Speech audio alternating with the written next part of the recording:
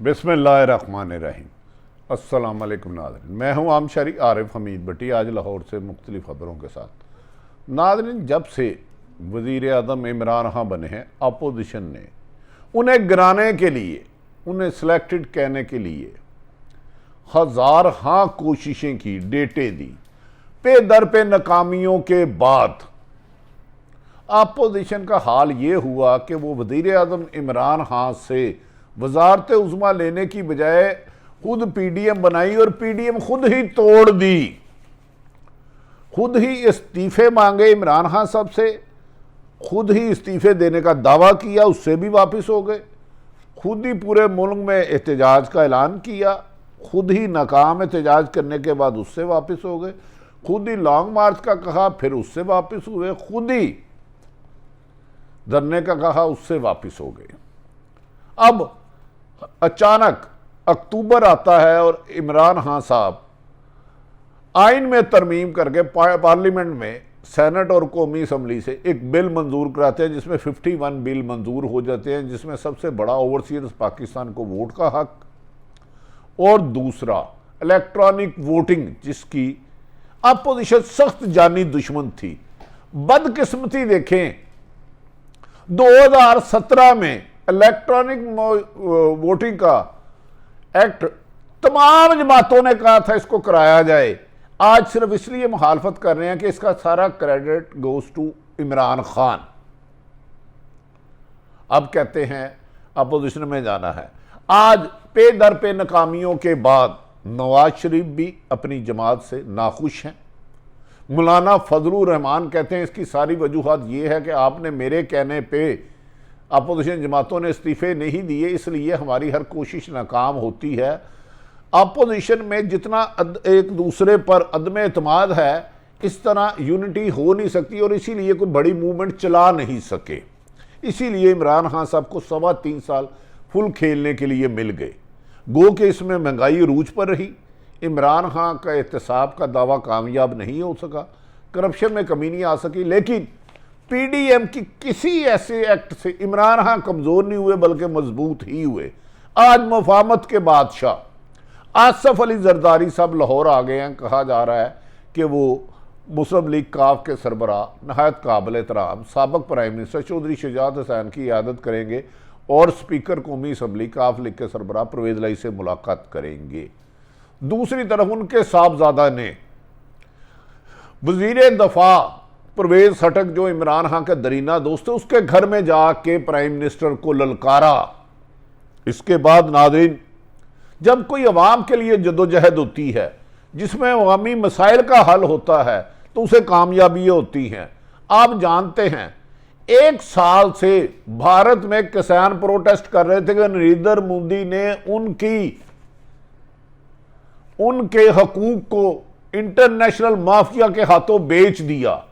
लातादाद उसने कहा करोड़ों लोग मुख्तलिफ वक्त में सड़क पे आए। आज नरेंद्र मोदी को वो कानून वापस लेना लगा और उन्होंने किसानों के आगे घुटने टेक दिए।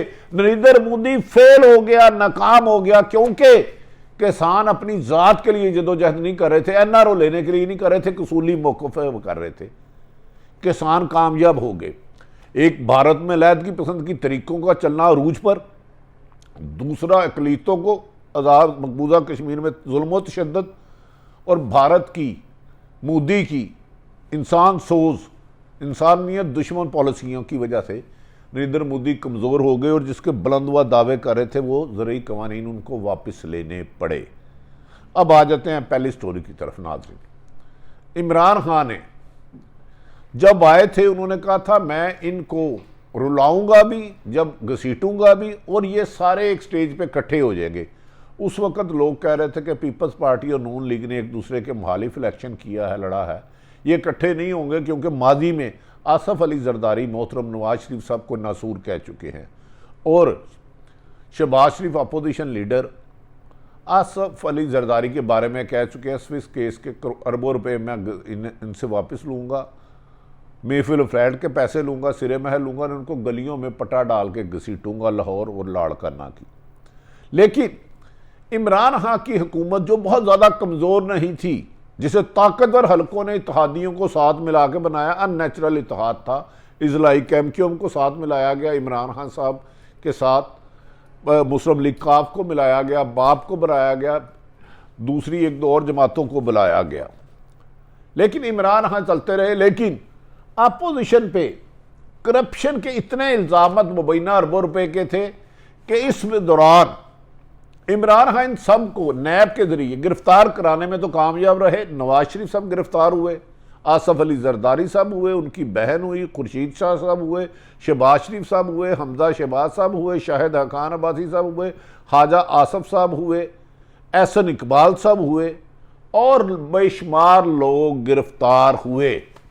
लेकिन बदकिस्मती है इस बुसीदा निज़ाम में, और पुरानी जो 30 साल 40 सालों से मुख्तलिफ हुकूमतें इक़्तिदार में रही हैं, पीपल्स पार्टी और नून लीग, उनकी ब्यूरोक्रेसी में इतनी रूट्स है, इतनी उनकी पेनिट्रेशन है और मुख्तलिफ अदारों में पेनिट्रेशन है, किसी एक को सज़ा नहीं हो सकी। यहाँ ये केस झूठे थे, यहाँ प्रोसिक्यूशन कमज़ोर थी, ये तो अब अदालत फैसला करेगी, हम इन पे अपनी राय देते हैं। लेकिन किसी भी बड़े आदमी से पैसा रिकवर नहीं हुआ।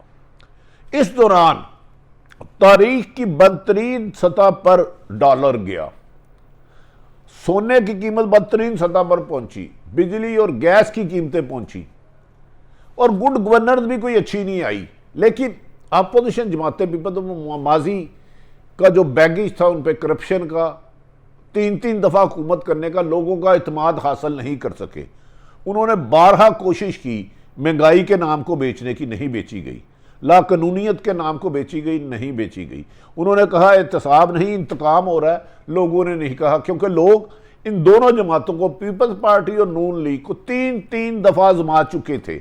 अब आपने ही एक शख्स को 3 दफ़ा आजमाया हो तो आप चौथी दफ़ा एक मोमन दूसरी दफ़ा सुराख से नहीं डसा जाता, नहीं आए। खैर, इस दौरान अक्टूबर आता है। अक्टूबर में हुकूमत और अस्करी क़यादत में इख्तलाफात हो जाते हैं। अपोजिशन समझती है कि उसकी जीत हो गई है और अब उनकी एंट्री सियासत में वापस हो जाएगी। नवाज शरीफ का मीडिया सेल ये बातें प्रोपेगेंडा करना शुरू कर देता है कि नवाज शरीफ से अस्करी क़यादत ने राब्ते करने शुरू कर दिए हैं, जबकि हमारी इतला है कि अस्करी क़यादत ने किसी भी कीमत पर किसी भी वक्त नवाज शरीफ से राब्ते नहीं किए। ताहम शहबाज शरीफ राब्ते में है और आसफ अली जरदारी राब्ते में है।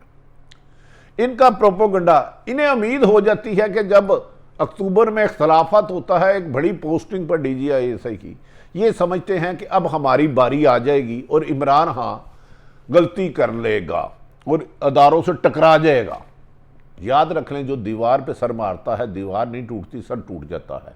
इमरान खान ने अक्लमंदी की इस दौरान जब इख्तलाफात थे, अपोजिशन उनकी इत्तेहादी जमातों ने इनकार किया, तो उनकी और आर्मी चीफ की एक तफसीली मुलाकात हुई और उसके बाद जो 11 तारीख को बिल मोहर किया गया था 52 कानून साजी का जॉइंट पार्लियामेंट से, उसको दोबारा बुलाया गया, बिल मंजूर हो गया। इस पे मायूसी फैल गई अपोजिशन जमातों में। उन्होंने कहा जालमो, असी तो कह रहे कि अल्लाह करे दुश्मनों की तोपा च कीड़े पहनते सी जीती इमरान खान और अस्करी क़यादत की लड़ाई और हमारी बारी आए। इनका वो हिसाब है नून लीग का और पीपल्स पार्टी का कि अल्लाह करे इमरान खान की तोपा च कीड़े पहनते साड़ी बारी आए। अपनी कारकर्दगी पे नहीं आना, लोगों को सड़कों में नहीं लाने में कामयाब हो सके। हालांकि बदतरीन महंगाई, बदतरीन करप्शन आज भी है, लेकिन इमरान खान की किस्मत साथ दे रही है, क्योंकि एक उन्होंने बहुत बड़ा फैसला किया था, अमेरिका को कहा था एब्सोल्युटली नॉट, एयर बेस नहीं दूंगा। ओवरसीज पाकिस्तानी को हर हुकूमत वादा करती रही, 90 लाख से ज़्यादा है, 1 करोड़ के करीब है। उनको इमरान खान ने जैसा तैसा इत्तेहादी जमातों को ताकतवर हलकों की मदद से मिला के वो हक दे दिया। तो अब जश्न मना रहे हैं ओवरसीज पाकिस्तानी, और कभी इम्कान है कि इनकी वोट की अक्सरियत इमरान खान को मिलेगी। इलेक्ट्रॉनिक मशीन का भी बिल पास करा दिया। अब ये अपोजिशन कह रही है हम इसके खिलाफ सुप्रीम कोर्ट में जाएंगे। अगर सुप्रीम कोर्ट का फैसला यकीनन हतमी होता है, लेकिन अमूमन पार्लियामेंट में कानून साजी करना पार्लियामेंट का हक है, उसमें सुप्रीम कोर्ट से भी नहीं कर सकती। अगर मावरा आइन और बुनियादी हुकूक के खिलाफ हुआ तो यकीनन सुप्रीम कोर्ट डिसीजन करेगी। इन हालात में मुस्लिम लीग जो बहुत ज़्यादा मायूसी के अंधेरों में चले गई। नवाज शरीफ भी नाराज़ हुए कि ये क्या हुआ, लेकिन आसफ अली जरदारी को हैरत वाली बात है, पता था कि ये बिल मंजूर होंगे सारे ही सारे इलेक्ट्रॉनिक वोटिंग ओवरसीज पाकिस्तान का, क्योंकि उनसे एक कमिटमेंट थी कि उनकी सिंध की हुकूमत 5 साल पूरे करेगी, वो पूरे कराए जा रहे हैं। उनके सारे केस भी आहिस्ता आहिस्ता ख़त्म हो रहे हैं। जो खरबों रुपए के इमरान खान कहते थे कि आसफ अली जरदारी पर खरबों रुपए मनी लॉन्ड्रिंग के केस एक भी नहीं साबित हुआ और उसमें काफ़ी पैसे वापस आ गए। नून लीग मायूस हो गई। मौलाना फजलुर रहमान दोनों तीनों पार्टियों पर शक करने लगे कि ये मुझे टिशू की तरह इस्तेमाल कर रहे हैं, बंदे मेरे लेते हैं, आप सौदेबाजी कर लेते हैं। नवाज शरीफ भी बाहर आ गया जेल से, आसफ अली जरदारी भी जेल से बाहर आ गया, तो मुझे इस्तेमाल करें। और अपोजिशन फिर आपस में तितर बितर होकर बिखर गई और नजर भी नहीं आती कि फिलहाल आज इस वक्त तक इमरान खान की हुकूमत गिरा सकते हैं। अब पीपल्स पार्टी आपको जिंदा करने की कोशिश कर रही है। मेरी इतलात के मुताबिक, सर्वे के मुताबिक पीपल्स पार्टी सिंध तक महदूद होकर रह गई है, बल्कि अंदरूने सिंध तक भी कहा जाए तो बुरी नहीं होगी। आज उनकी अच्छी अचीवमेंट है एक ले उस परवेज खटक के भाई लियाकत खटक और उनके भतीजे ने आज बिलावल भुट्टो को नौशहरा बुलाया और उसने परवेज खटक के घर में जाके इमरान खान को ललकारा और सख्त तनकीद की। दूसरी तरफ आसफ अली जरदारी लाहौर आए हैं काफ लीग से मामला तय करें। काफ लीग से इनके मामला वहां तब तक तय नहीं हो सकते जब तक ये हुकूमती इत्तेहाद जिन्होंने बनाया था वो ना कहें। अब आसफ अली जरदारी कहा जा रहा है जुनूबी पंजाब के इलेक्टेबल पर काम कर रहे हैं और इस सिलसिले में उन्होंने ताकतवर हलकों से मदद भी मांग ली है कि पिछली दफ़ा इलेक्टेबल जनूबी पंजाब से पीटीआई में चले गए थे, अब नून में आने दिया जाए। बज़ाहिर नून लीग पीपल्स पार्टी की पंजाब में गिरफ्त ना होने के बराबर है। जहां जुल्फ़कार अली भट्टो के खंबे जीता करते थे, वहां लाहौर के 3 इलेक्शन हुए लाहौर एमएनए के, एक में 1400 कुछ वोट पड़े, एक में 800 कुछ पड़े और इनका ग्राफ बहुत नीचे आ चुका है। इमरान खान के लिए अब इम्तिहान है कि वो कानून तो पास करा लिया है, इलेक्शन कमीशन भी रुकावट डाल रहा है कि इलेक्ट्रॉनिक मशीन से इलेक्शन नहीं कराने। फौरी तौर पर उनसे इलेक्शन कमीशन से पूछे आपकी क्या क्या ज़रूरियात है, कितनी मशीनें चाहिए, ट्रेनिंग के लिए कितना टाइम, जो चीज़ें मुहैया करें ताकि अगला इलेक्शन शफाफ हो। शर्त यह है कि ये इलेक्ट्रॉनिक मशीन शफाफ इलेक्शन कराए। अगर इस इलेक्ट्रॉनिक मशीन ने भी साफ ना इलेक्शन कराए, पिछले 40 सालों से धांधली सुनते आए हैं, अगर इस दफ़ा भी धांधली हुई तो इमरान खान साहब ये जो आज कामयाबी का ताज आपके सर सजा है आपके लिए नुकसानदेह होगा, क्योंकि महंगाई और करप्शन का पैकेज चल रहा है। आप पर खुद करप्शन के इल्ज़ाम नहीं, आपके वज़ीर आला पंजाब उस्मान बुज़दार पर मुबैना तौर पर हमारे एंकर इमरान रियाज 6 प्रोग्राम कर चुके हैं करप्शन के और चैलेंज भी कर चुके हैं उनको। और पंजाब में अपोजिशन लीडर हमजा शहबाज कह चुका है हर चीज़ की ट्रांसफ़र पोस्टिंग के पैसे लिए जा रहे हैं। अगर इमरान खान साहब ने इस इशू में पंजाब की अपनी पीटीआई की कारकर्दगी बेहतर ना की तो अगले इलेक्शन में अवाम में जाकर इन्हें मुश्किलात का सामना करना पड़ेगा, क्योंकि पीटीआई में भी इख्तलाफात है। नाज़रीन, एक बात तो ये सच साबित हो गई कि 11 नवंबर को जो बिल मोहर किया गया था कि पास नहीं हो सकता क्योंकि इत्तेहादी जमातें छोड़ गई थी, इस दौरान टेलीफोन कॉलों ने, भाई लोगों ने, ताकतवर हलकों ने, जोर आवरों ने, 2 कद्दावर शख्सियात की मुलाकात हुई, उसके बाद फ़ोन गए और ना सिर्फ हुकूमत की इत्तेहादी जमातों ने आके बिल पास करवाया, आइनी तरमीम करवाई, बल्कि अपोजिशन के 8 से 10 लोग भी नहीं आए। क्या परवेज मुफाहमत का बादशाह जो 2008 से आसफ अली जरदारी सैकड़ों नहीं तो दर्जनों पंजाब के दौरे कर चुके हैं और एक एमपीए भी नहीं तोड़ सके, क्या वो कामयाब होंगे? बज़ाहिर बादियुल नज़र में नज़र नहीं आता। इस दौरान नाज़रीन, इन दिनों में कहा जा रहा है मरियम नवाज़ दोबारा सीखपा होने वाली हैं, क्योंकि मरियम नवाज़ को खामोश कराया गया था कि ये बिल पास नहीं होगा।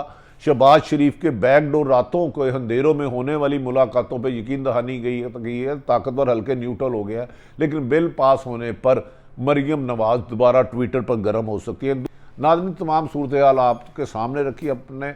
अगर आरिफ हमीद भट्टी का यूट्यूब चैनल पसंद आए तो इसे सब्सक्राइब करें, बेल आइकन प्रेस कर लें, जैसे ही नई वीडियो है आप तक इन्फॉर्मेशन आ सके। पाकिस्तान जिंदाबाद।